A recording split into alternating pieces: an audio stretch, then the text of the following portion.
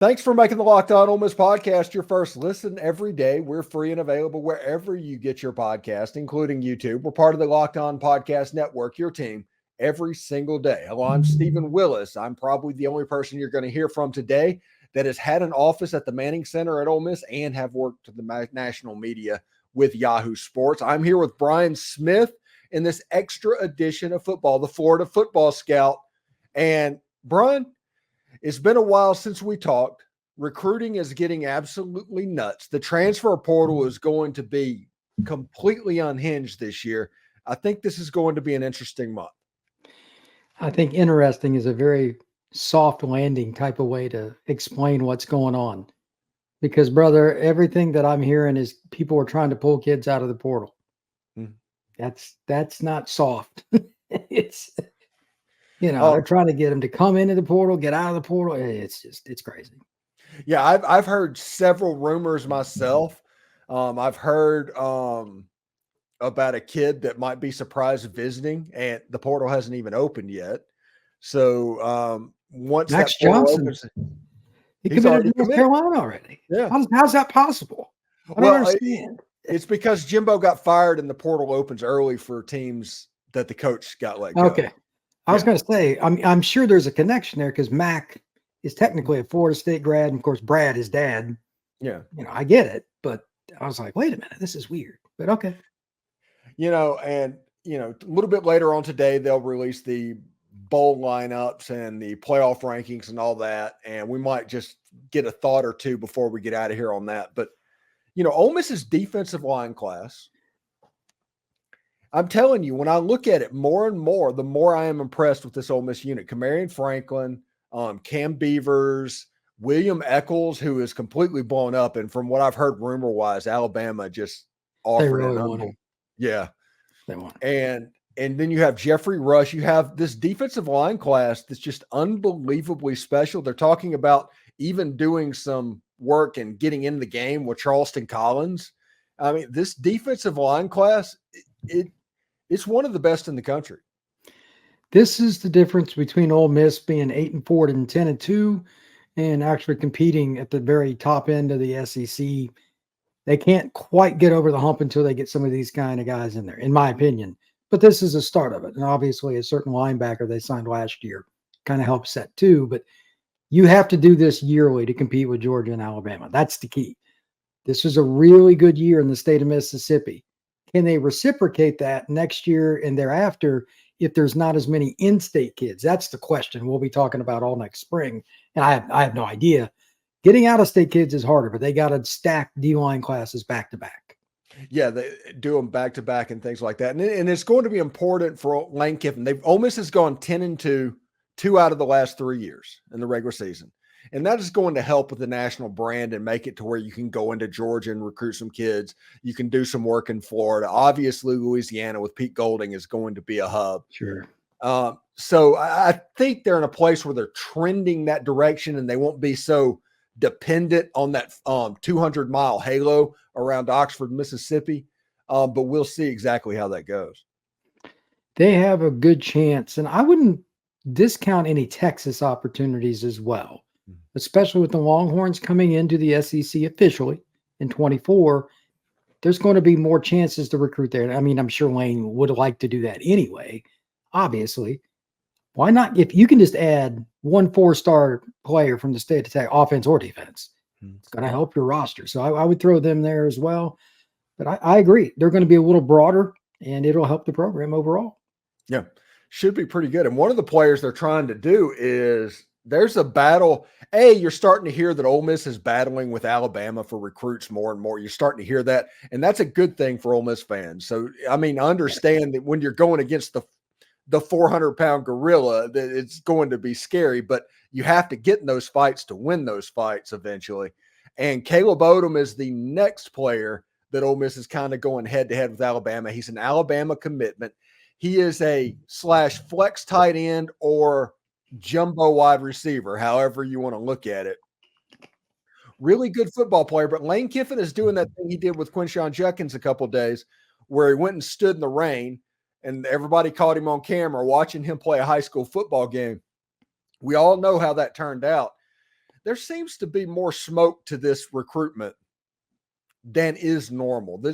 I think Caleb Odom may be more interested in Ole Miss than he's letting on, because he visited back-to-back weeks. Lane Kiffin is going out the first opportunity he has to see him play. I think there's some there. He is a guy that has probably watched Alabama's offense this year too. I just watched them in the Iron Bowl. I was down on the field. They got a ways to go. Lane Kiffin's offense is done quite well with receivers over and over and over again. So with that being stated, why wouldn't you at least consider the opportunity? And if he visited multiple times in a short period, either whether back-to-back or not, he's interested. Look, you go by what the person does far more than what the person states, whether it's to the media, to a friend, etc. Actions are louder than words. All right. So we are, I guess, in the ballpark of about 3 weeks away from early signing day. And so we're going to concentrate on that, even though the portal opens tomorrow.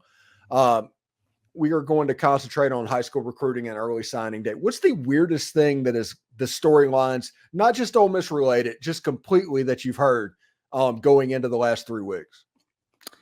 It depends on your perspective, but for me, it's just that a top-notch quarterback, and again, the school, whatever, it's about $1 million. That's kind of the bottom end. And I'm leaving that, just going to let people ponder that for a second. And people are asking, well, how does that work? Well, let me give you an example.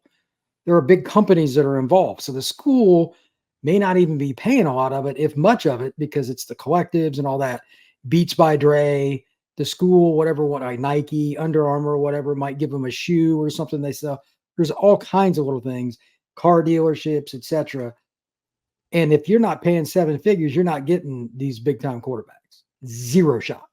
So the guy that's the hottest name, even though he's not in the portal officially, at least not to my knowledge, is Cam Ward. But it doesn't matter if he is, isn't, or whatever at the time we're doing this. He's the guy everybody wants. He's at Washington State. I'd be curious to hear the back end and I have no idea where he's going. If he goes into the portal, if it's $1.5 million, something like that. Because we all know quarterback is the most important position. But that's the whole point. It's the pulling the guys into the portal. And if you're offering that kind of money, in all honesty, I understand. So that's the craziest thing to me. Yeah, and if you're looking for an Ole Miss angle to all of this, you do have Jackson Dart and Walker Howard, who have already transferred. So you do have that little bit of a safety net. But then you have Austin Simmons sitting down there.